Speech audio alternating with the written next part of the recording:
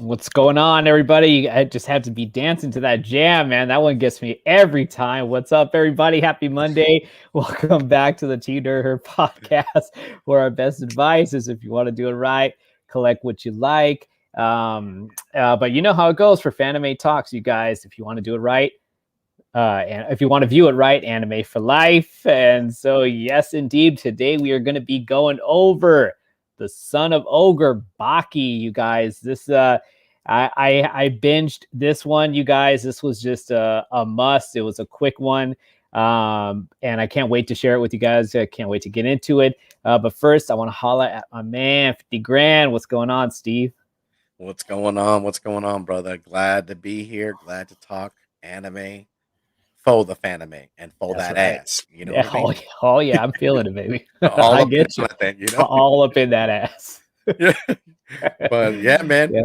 I'm just, it's a Monday, man. Just got done with work. Just glad to be here, man. Glad to be right back from a little hiatus, a little relaxing. Say Sean. Right. Yes, that vacay style.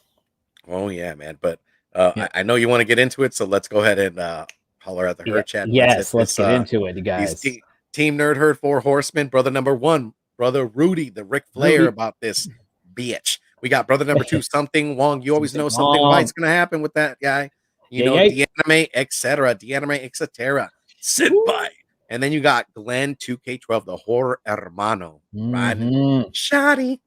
And then you got the music, man, those luscious tunes. Yeah, DJ Abomination and Plain Clothes D. Oh, yeah, that it just gets you that way, baby. I feel you. I feel you. Yes, indeed. Let's go in and swan dive in this. We got Evil's Comics. What's going on, Evil? Mike, what's cracking, my brother? What's up, Evil? Good to see you. He was on Roscoe, Late Night with Roscoe's Addiction on Saturdays. So go ahead and check that. You got Nicole. Right. Nicole, our anime sister up in the building as well, man. That's right. Glenn 2K12, also part of the Femme Fatales, man. When they ask for a knife, it's over. You got Ninja Pinja up in the building. What's going on? The other Femme Fatale, with the Katana Sharp. Yes, indeed. The Phoenix is Roman. What's going on? Glenn 2K12, brother Glenn. What's good? What's cracking, brother? Hope everything was good for Thanksgiving. All right, Thanksgivings. All right, let's see here. Oh, he's already tooting and booting those leftovers right there. Oh, that's right. I can smell it from here. Nicole confessing a feeling. Them boy. Oh my, you crack me. Yeah, what's up, Brett? Comics brother JD, man. He's been all over the place, man. I know, dude. Comic-Con, he's there, man. Yes, sir. Okay, let's see. Do we got anybody? Island boy. Yeah. All right. Oh man, those two. They don't be look at Super Saiyan God, Super Saiyan Uzumaki. We got my man Tyler. Man, what's going on, Tyler? What's up, baby? At the height, and you got Alonzo over here with the Diablo in one hand and viewing on the other. That's right. That's our man. That's our man. My God. All right, here you go. she wants to hear the talk. Let's give him something to talk about. What's up, Chef? Chef, what's cooking? How's it going? Good evening, man. And you got my man Cryo Prime, man, action figures in hand. And what's up? Yo, he be doing that ACBA, dude. I gotta take some notes from him, brother. Right on, man. All right, y'all. Let's go ahead and jump into it, man. We'll go ahead and highlight the chat as we go. Go for it, Eric. All right, you guys. So again, we are getting into Son of Ogre, Baki, you guys. Netflix, I feel, just did this right yet again. They really nailed Baki. So for those of you guys that are, obviously, known of what Baki is, it's just, another battle style anime. But I feel like what really sets this anime apart from a lot of the ones that I particularly am used to, where they have those kind of supernatural abilities and whatnot, It's just it really does highlight the actual fighting aspect. Let's see. So I want to watch ahead of time to follow along. Well, I'll just give like a kind of a brief overview, Inja. I'm not going to be fully breaking it down because I do strongly encourage you guys to definitely go and watch it. It's not a particularly long series, and I will say that I had watched both with the subs and the dubs, and I have to say, man, like usually like your man is not a fan of the dub, but the voices for this, I feel like they kind of matched it well enough so that it's tolerable. You can actually view it without curling up the lip like, oh, get that stank face going on. You're probably not going to get that because I feel the voices, they did a really good job. So yeah, like just getting into it, you guys, this really does I know this really does highlight a lot. Something wrong. What's up, baby?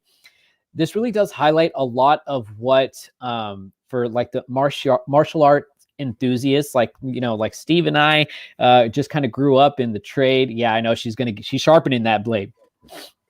I feel like it's definitely one of those animes that you can really just connect with.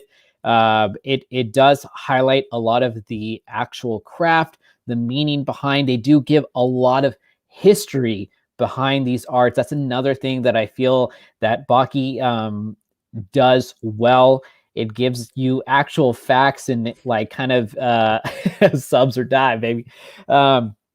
It does give you the background, the historical background of anything from like ancient kind of martial art-esque things to actual training methods and ways that people back in the day would kind of like preserve their bodies. Even down from putting salt on your body just to kind of tighten up the muscles, make them all firm, you know what I mean? And we got a character, you guys, that is definitely doing that, this guy. But as we're getting into it, Baki is our main character. He is a high schooler. And throughout this particular anime, he is just known for the most dangerous high schooler, on our planet, I guess you could say. Baki is an underground fighting champion. And he is the son of what we would probably consider the main-esque villain. It's kind of hard to say truthfully with how many fighters they do have within this world to really say like the big bad, but Yujiro Hanma is Baki's father, and this guy is he's one tough SOB, you guys. He's a bad mofo. He is a bad mofo, and so bad, in fact, that he's gone off soiling his royal oats, you guys, just to make sure his bloodline is out there throughout the world, so that he can get challengers, formidable challengers, because he believes that if they have his blood, they have the Hanma blood, they are going to be brawlers, they're going to be fighters. And that's just from what we've seen so far, true words have been spoken. This is exactly what his offspring are built like. What's up, Lord Chucks? ¿Cómo estás, papá? Good to see you, man. And so this whole with Baki, everything that's encompassing him right now is basically the big challenge that his father and Baki are going to go up against each other, you guys. That's like pretty much what the hype is, what everybody's just kind of waiting for. I guess, Yujiro feels like he is now kind of like a worthy-esque opponent. But it still feels like he's kind of dangling the carrot in front of him. You know what I mean? Like everybody is kind of anticipating this. But he's just still doesn't seem. What's up, man? How you doing, Bleeding Star? It just doesn't feel like he's Rudy. fully committed to actually fighting his son. What's going on, Rudy? How you doing, son? Yay. And so as we just kind of continue going on in the story, you just see different training methods. I know everybody here in the chat well familiar with boxing, but one of the training methods that actual boxers do is kind of like the shadow boxing. And you see the not only like the physical strength that Baki actually has, but you see how much mental concentration and dedication he has to his martial arts, that he's able to shadowbox and kind of conjure an actual fighter. And he's not like, pulling punches. You know what I mean? He is actually feeling the hits that this particular kind of aura or, person that he just kind of summoned. And so he actually summons Iron Mike Tyson, you guys. And people are thinking that Iron Mike in this world is, has kicked the bucket. Don't let the real Mike Tyson know that, you know what I mean? Because he'll come knocking at your door. I feel you. He'll give you that right hook quick. But the way that he's able to do this and how he's just kind of figuring out just how to defeat this guy in front of this kid, no less, that kind of stumbled upon Baki just on a dare to challenge the big high schooler kid. What's up, Zen Multiverse? How you doing, man? Good to see you. I think I see somebody else, D-Anime, coming up in here. What's up, D-Anime? How you doing? What's going on? My man. And so the amount of dedication that Baki just has, it takes this kid kind of like on a little like journey, just because everybody knows that this battle between him and his father is gonna happen. But his dad has such a huge reputation that he's able to defeat like any man or living beast that just walks the earth. And he's gotten a big feat of actually just tanking this gigantic, like Tyrannosaurus like elephant, you guys. And so the fact that he's able to do that, where a full-blown army couldn't take this hefty ass mammal down, but Yujiro Hama is the man to do it with his bare fists, just again always rising to those challenges of like the survival of the fittest almost. It really does seem like it's going back to that primitive state. I mean, Steve, when you had seen Yujiro Hanma kind of go on his journey for this ass whooping, I mean, isn't that something that you feel it's just a very primal action that's going on? Oh yeah, dude. It's just the true essence of fighting, man. It's just raw and primal, dude. Yes. And again, it gets to that point, dude, where it's just all war in front. And I think that's the beauty about this too, man. Agreed, 100%. I mean, given that history and stuff like that, they really pave those fights out. Those fight scenes are epic when you're watching them. Yeah, I agree with you, man. 100%. I feel like having this sort of battle happening, just like imagine fighting your dad, you know what I mean? Like, I mean, obviously, like, your dad's my dad, but I mean, it's like growing up as a kid and just actually realizing that, for some of us, I don't know, like, I'm not really going to say anything, but, like having just a formidable opponent to take on, and the fact that it's actually your old man really does kind of paint a little perspective on like just the age difference, the dedication, and just knowing like who's going to be able to take this fight, but in order to do this, Baki, he feels like he needs a little bit of training, you guys. And in this world, there are a lot of other characters that are expert martial artists that have specific techniques that everybody kind of specializes in, multiple different martial arts styles and just different techniques and training methods that they all kind of go about. So Baki, in order to prepare himself for this, he feels like he needs to really dig deep, you guys. And so one thing that I had mentioned in the beginning is how Baki actually, the creators, they just encompass like actual living people that we are well familiar with. You know what, Zen, I delved a little bit with the manga, and yeah, man, I'm hooked, dude. I am hooked with and actually really pleased with how well they did this. So Baki, he goes after George Bush, you guys. I mean, the former president of the United States. They're doing a reenactment of the assassination of JFK, and just to kind of show like the amount of security, just almost like how like RIP, but just how like secretive this actually went down, and then also showing like what the technology nowadays would be able to do. And Baki just like moves as fast as lightning and just actually snags the president like from out of his car, as he's like waving and shit, in the blink of an eye, and he basically is holding him hostage without really holding him hostage. He's like, the reason why I just hijacked you is because I want you to take me to the Arizona State Prison. And so the big lore about this prison, you guys, is that there's two houses, like pentagonal like houses, and so one of the houses that they're kind of like referring to within history is like the White House.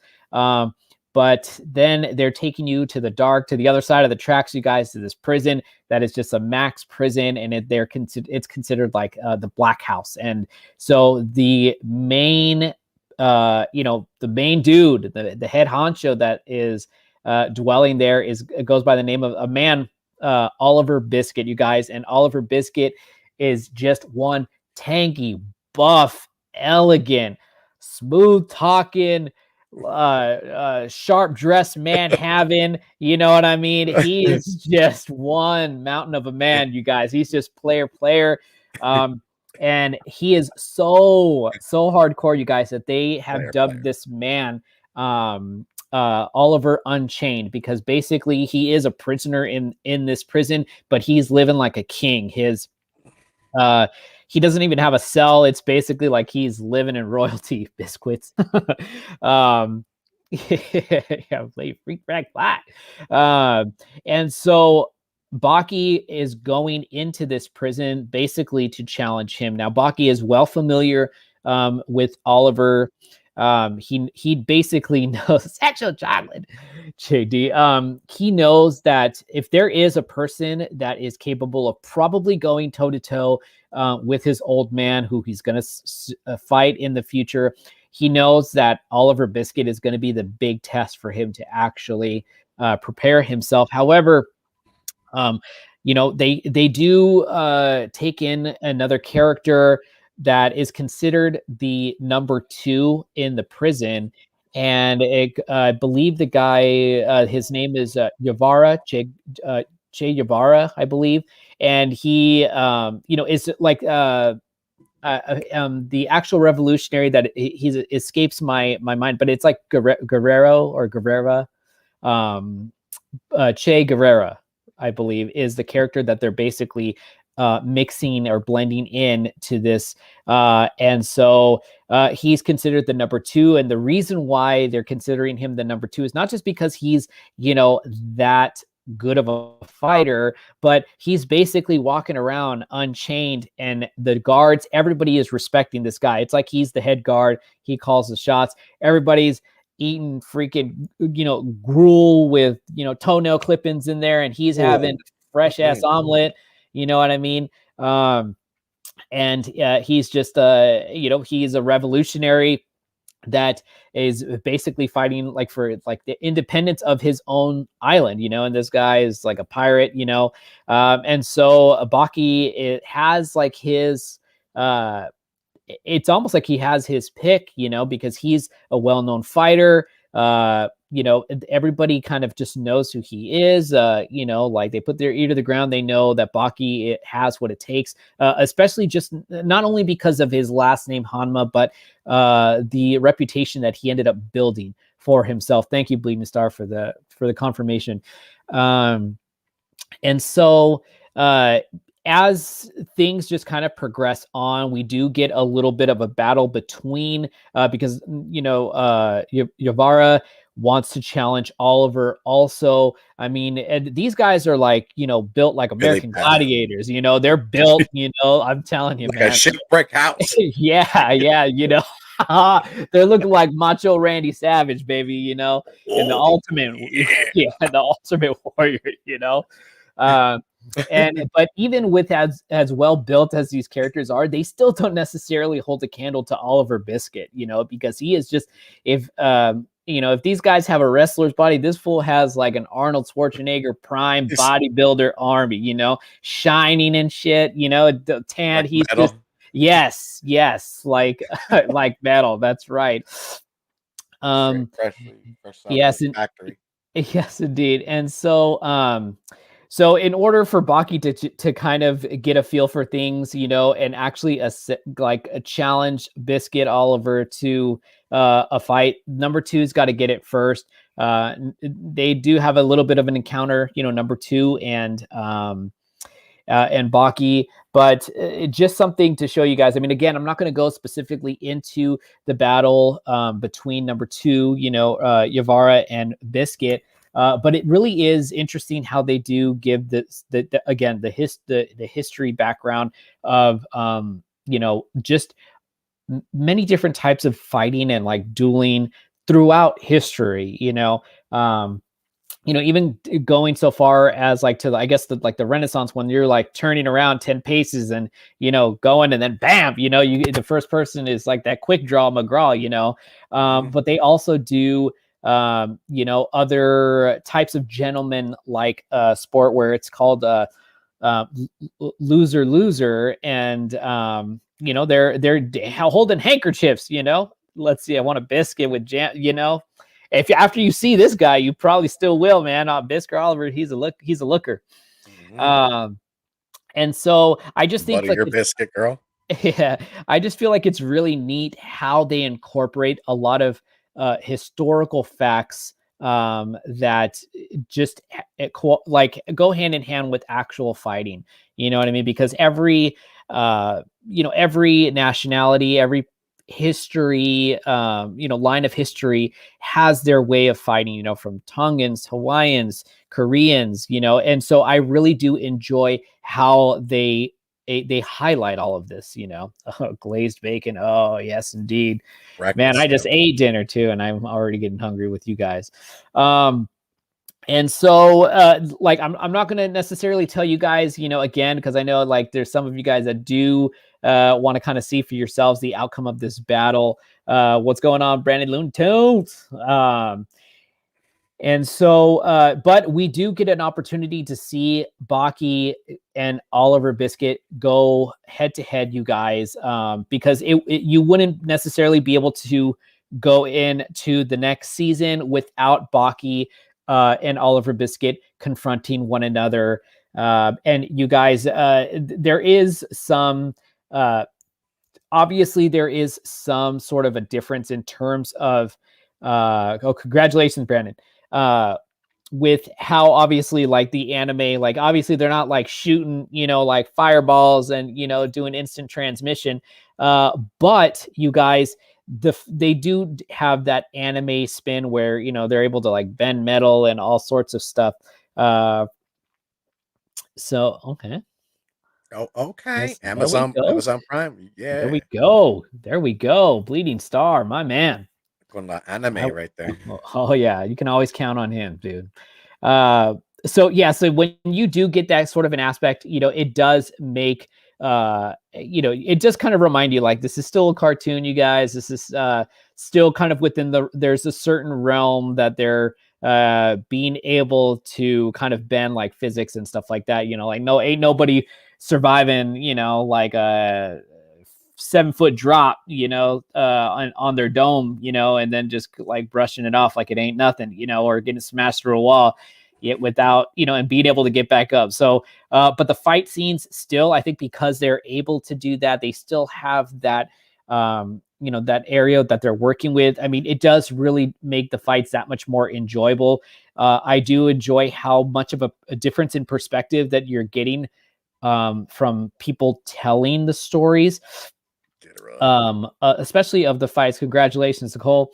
And so the fact that you're getting certain commentary from viewers that are actually watching the fight, it's almost like, you know, the perspective that you're kind of in the cells with these guys, and the inmates are just kind of like talking amongst each other because they're all seeing a different perspective, even the guards. And the guards ain't messing with none of these guys, you know what I mean? Some of them, you know, are overweight.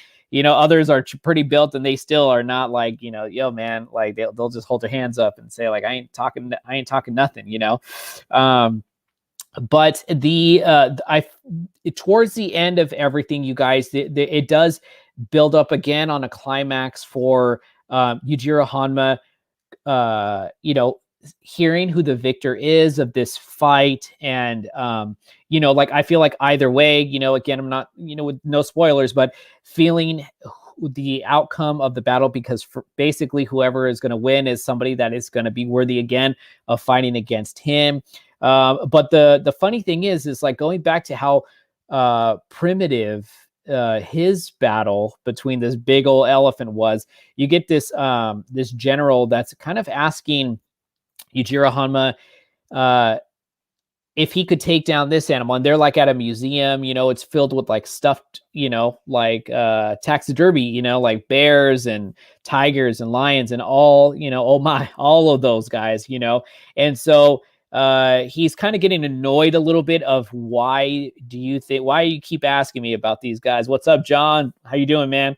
And so, yeah, like it's really cool to see how they're taking the animal perspective of this and carrying on. So again, you guys, this was just a quick little overview of Baki. And I want you guys to, you know, definitely give it a watch. You know, but with that being said, going down the line for the rest of the week, you guys, I just want you to know tomorrow, Geek Factor, you guys get ready for episode 4. You know, I'm curious to see who the contestants are going to be, right, Steve? Oh yeah, me too, dude. Yes, indeed. And we got a Thursday mail call. Is that also correct, Steve? We got Thursday Mondo mail call with our girl Q, man. She's coming by, man. And then I'm jumping in right now, guys, over to John's Comics for Kids for Comic Gories. Yep. See you at 6 p.m. Let's go. Yep, let's go.